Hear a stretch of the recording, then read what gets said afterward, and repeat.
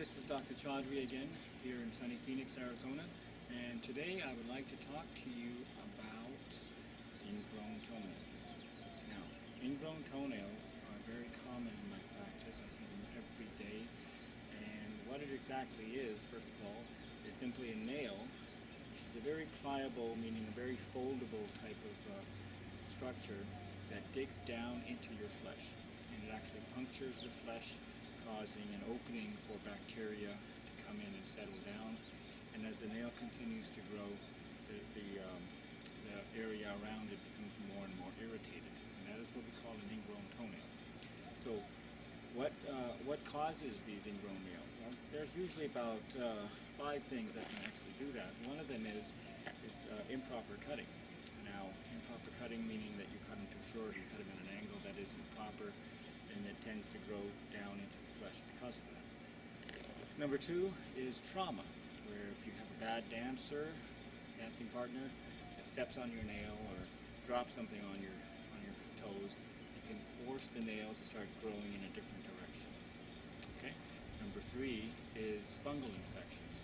Fungal infections make the nail thicker and wider, and once again they tend to grow down and cause an irritation to the skin. And number 4 would be the hereditary, where if you are born, if your parents have a nail that is in a certain shape, that type of nail itself can be inherited to you, and then you are essentially having inherited ingrown toenails. So if a nail is kind of funny, you're going to have that funny type of nail from your parents, and then that in itself can cause the nail to grow abnormally. Those are usually the main reasons why we have these types of problems with ingrown toenails.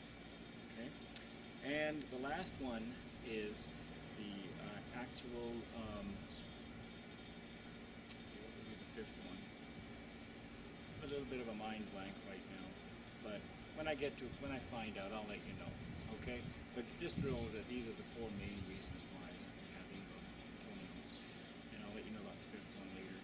Anyway, so what do you see when you have that? You essentially have that, like I mentioned before, that red inflamed area around the nail border.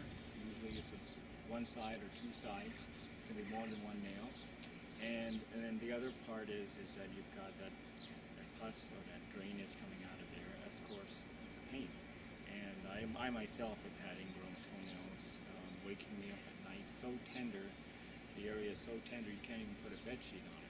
And it feels like literally someone took a match and put it on your toe. And it just kind of goes up and down, up and down. The pain just kind of goes up and down. It's really not a comfortable feeling. And so the next question would be, what do you do about it? Well, there are 2 things. One is you simply cut them out.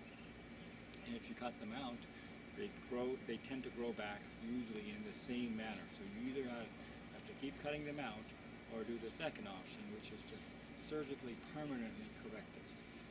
And that's what I do a lot of in my office too, is what I do is I numb the area, I anesthetize the area that I need to work on, I split that nail side, that border, remove that offending portion of that nail, and then go a step further and cauterize or destroy the nail root only on that side, which is causing the ingrown nail, and then we bandage it up with an antibiotic on it, and then it takes a few weeks to heal.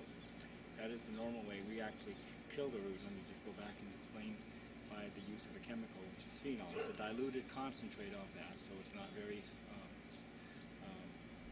dangerous for you at all, except I wouldn't drink it.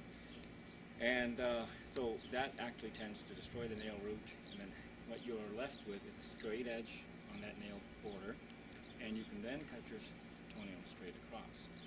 That's actually a permanent solution, and even that has about a 95 to 98% success rate, but it's always a small chance of recurrence.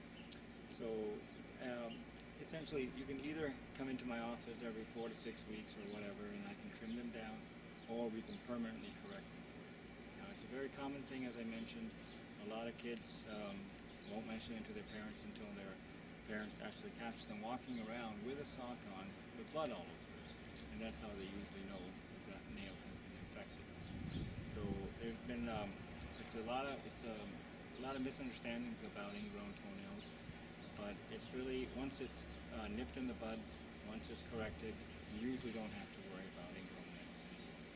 So I hope that helps you, and have yourself a wonderful day. Once again, this is Dr. Sherry R. Chowdhury of the Foot and Ankle Wellness Center here in Edmonton, Alberta, and I wish you a pleasant day. Thank you.